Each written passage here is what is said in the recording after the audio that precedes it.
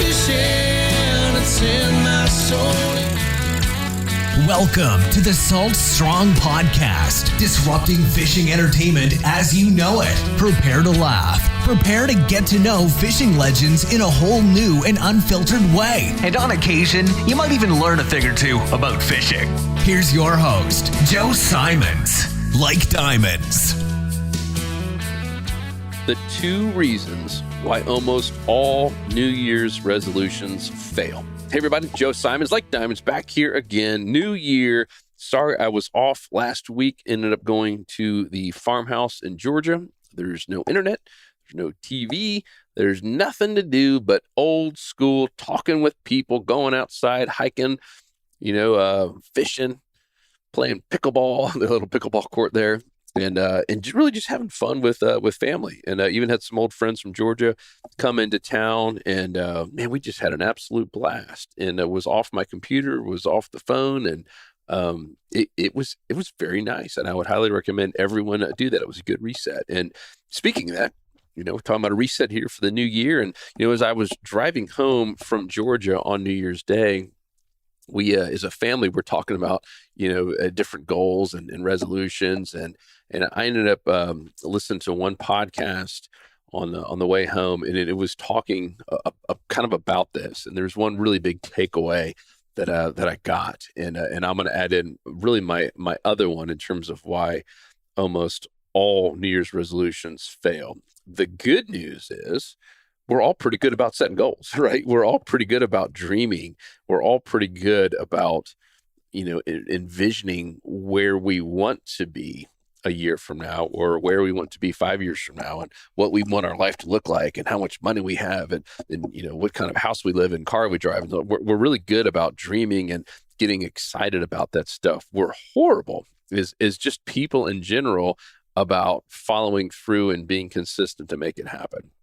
And here's why. So number one is that most of us set these awesome goals. Some of it, for some people, it's losing weight.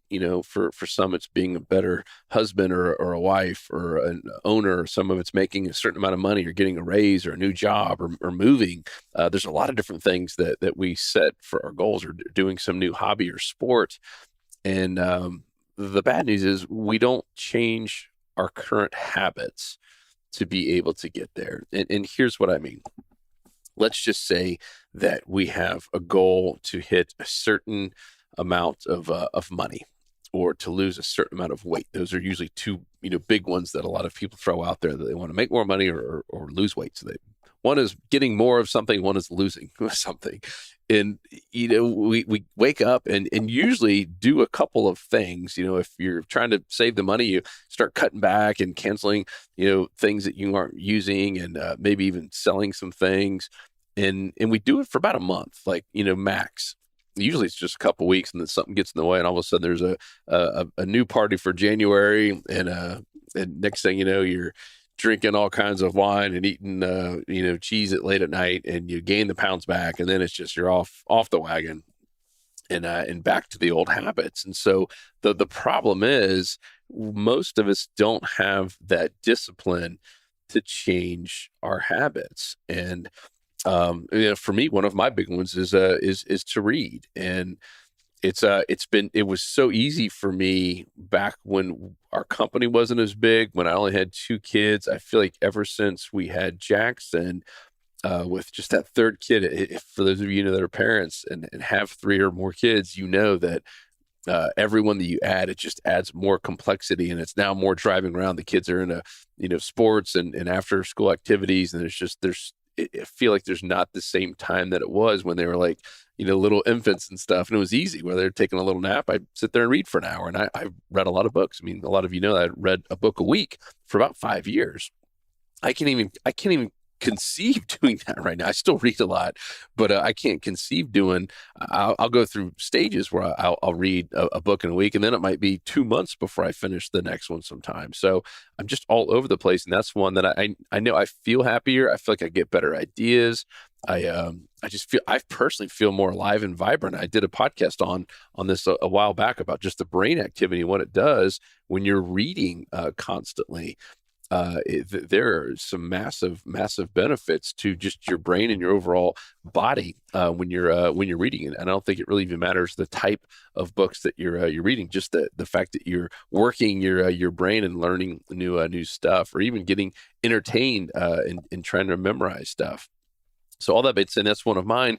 But I let's face it, I got to change some habits, right? If I'm used to going out and down to the dock every Thursday night and having some, a glass of wine or something, I might have to cut that out every once in a while. And maybe that needs to be a time that instead of the wine, I take a book down to the dock and read for an hour, right? It's little things like that. I started getting back into watching football. Guess what I wasn't doing when I was reading all the time? I didn't watch football. I'd watch the Super Bowl, but I didn't watch a single football game on Sunday. Most of the time, not even on Saturday, for years, because that was kind of my reading time. And I got a lot of joy. I got more joy from reading than I did from football. And yeah, don't shame me or think I'm a pansy because of that. If you're hard heavy into football, I was. I had season tickets at Georgia Tech for many years when I lived in Atlanta. Loved going to Bucs games. But it was one of those things I kind of gave up. And that's my whole point is, if you're going to set a big goal, you're going to have to give up something. You're going to have to sacrifice something, right? And it doesn't mean it's a bad thing. I thought in my head, oh man, giving up football is going to be horrible. And for reading, this is going to suck. And it turned out to be the opposite. I didn't even want to watch football. Like, I'd get invited over to people's houses. Like, man, I kind of just want to read. Like, I got a high off of reading. It didn't happen overnight. A lot of they say a lot of habits, take 20 to 30 plus days of doing them that many days in a row. And I just like people say they get runner's high, and I don't understand that at all, because I don't like to run more than a mile or two. But it's the same thing. When you start doing something at that level and for that long, you start just really getting excited by it. And I was just giddy over reading. And I still am. Every time I do it, I'm like, man, I need to do this more. And so everyone's different. Not everyone's going to have that same resolution, but that means I got to start making a couple little changes in my habits. So what's yours? What's the goal? And most of us know, if we said, all right, what's the one habit you need to change, right? For instance, if it was losing weight, like I want to lose a few pounds, I have a habit, and I'm going to be very transparent here, of pretty much every single night, like I'm talking 365 days a year, I will, after dinner, when I'm probably had plenty of food, if sometimes not even too much food, I still have this urge to eat pretzels. For some of you might be relating and saying, oh, it's ice cream for me, or popcorn or whatever. For me, it's pretzels, and it's those flavored pretzels. Oh my gosh. It's like crack for me. I can't stop eating these things. And for 1 month, this was like 2 years ago, for 1 month, I cut out pretzels. I did nothing else to my diet. I didn't cut out alcohol. I didn't exercise any more or less. I did everything the same, but I just cut out pretzels for 30 days. And I lost like 7 pounds. So I know that's a habit that I need to change. And maybe, hey, only eat pretzels on the weekends. If I just did that, I guarantee I would lose the pounds that I want to lose over the next year.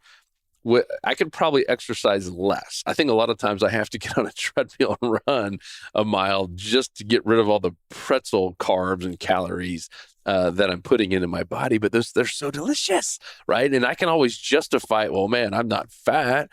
And I know other people who, eat a whole lot worse, and Doritos are worse than the pretzels. I mean, you can make all these different justifications, but the truth is, if you want to change yourself and become a better version of yourself, like I know we all do, if you're listening to this podcast that you do, you got to change some habits. And like I said, eating pretzels, most people say, oh, that's not a horrible habit. It's not like smoking cigarettes or, drinking a bottle of vodka. But I mean, if I'm doing it every single day and I know it's keeping my pounds on, at some point I have to make a conscious decision and have some control. Right? A lot of this comes down to self-control, is say, all right, I'm not going to eat pretzels tonight, and I'm not going to eat pretzels the next night. Or if I do, it's just going to be a couple, right? Just kind of wean yourself off of it. Or if I do, I'm only going to be able to do it on Friday and Saturday nights. And same with alcohol, right? If you want to cut back, and I've talked a lot about that in my past, and I stopped myself at 3. I've done the just weekends only. I mean, it takes a lot of self-control, especially if you're someone like me who enjoys alcohol. It takes a lot of self-control. I've failed miserably on the pretzel one. I've done pretty well on the alcohol thing this in 2022, but on the pretzel thing, oh my goodness, I have got an F minus.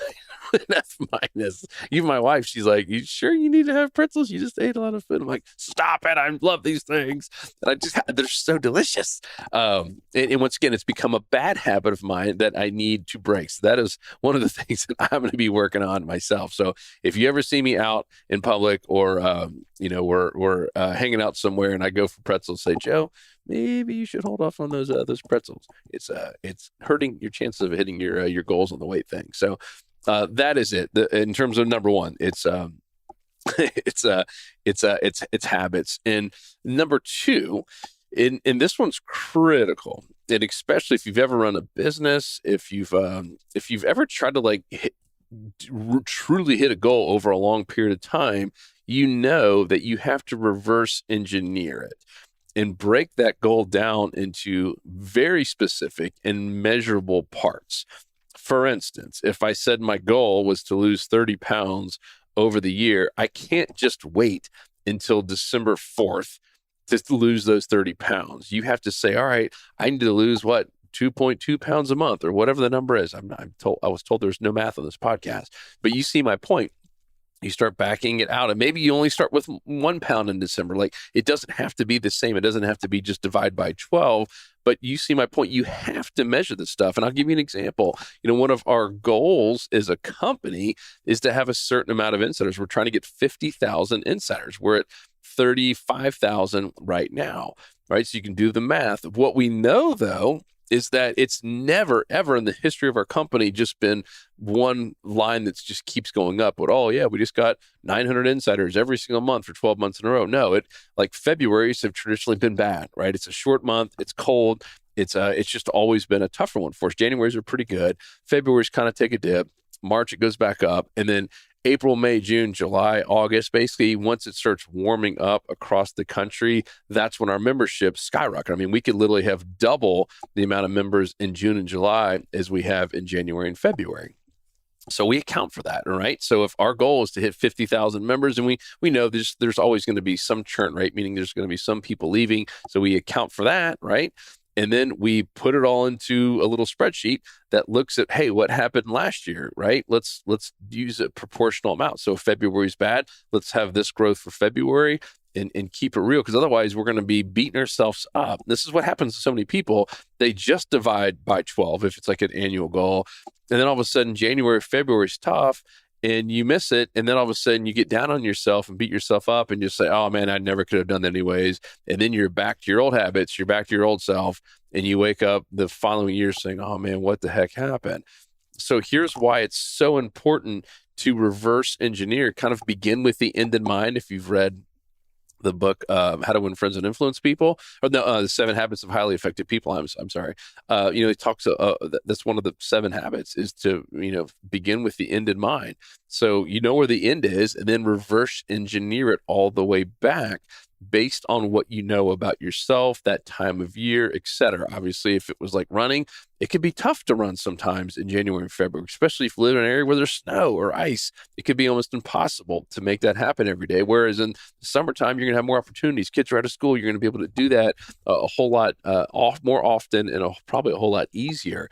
So account for that and don't beat yourself up if you miss it. So those are really the 2 big ones. So is you got to change some of the habits and really be honest with yourself. Like I have about pretzels or alcohol. Like, what are the things I have to change today in order for this to happen? Because if you don't change the habits, it's not going to happen. Let's just be honest. If you don't change a couple of the habits, 1 or 2 usually, that are holding you back from that goal, then it's not just going to all of a sudden happen magically. It's literally impossible. You can't just keep trying harder.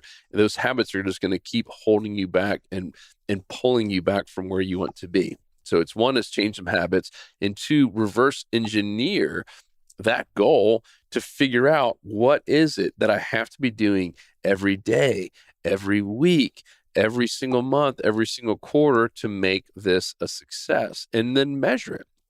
If you don't measure it, like we literally measure our insiders daily. It's the first thing I look at every morning. All right, how many we got? Oh, cool. We got 30. Literally, I saw it this morning. We got 36 yesterday. Cool. Check.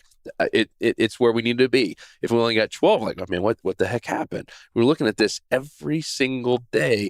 That is because whatever you measure, right, is what gets done. So if you're not measuring something, it won't get done. It will all of a sudden be in the back and you can completely forget about it. And that's how people wake up 365 days later, 100 days later after being excited about a goal. And the goal is nowhere to be found. It's because you haven't measured or tracked anything. And the only way to measure or track something is to begin with in the mind and reverse engineer on what you have to do that day, that week, that month. And I'm not saying you have to go measure something every hour, or even every day. I think you should, but even once a week is better than what most people do with their New Year's resolutions. And I ask people that. I put them on the spot. All right, what do you measure and how often do you measure? And they look at me like, what is he talking about? Like, well, if you're not measuring it, you don't know what to measure. How are you going to hit it? Like, oh no, it's just my goal. I want to get a new job, or I want to make more money and lose 30 pounds. Oh, cool. 30 pounds is cool, but how many pounds are you going to lose this month?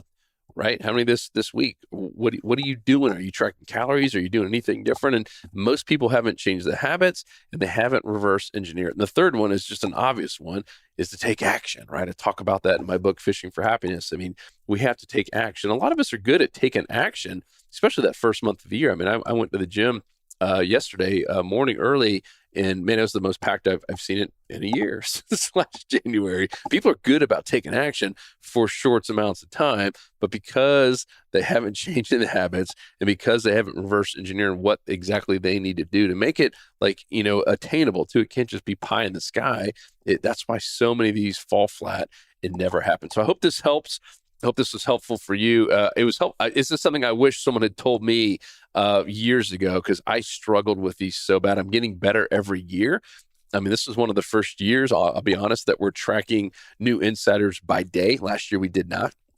So I've even improved from just last year on just the tracking of this. So I want to share this with you because I know if you do it like that, and it's like the first thing you check every morning, like if it's losing weight, get your butt on the scale every single morning and check it. And if it's going up, then something's wrong. You got to change some of those habits and catch up. That's the absolute best way to make any goal happen, regardless if it's a New Year's resolution or not. So love you guys. Hope that was helpful. A lot of fun episodes on Unchurched coming this year in terms of helping us get closer with God, to become better versions of ourselves, and hopefully just to be more loving and overall happy and fulfilled. So I will talk to you on the next episode. 'Cause fishing, it's in my soul.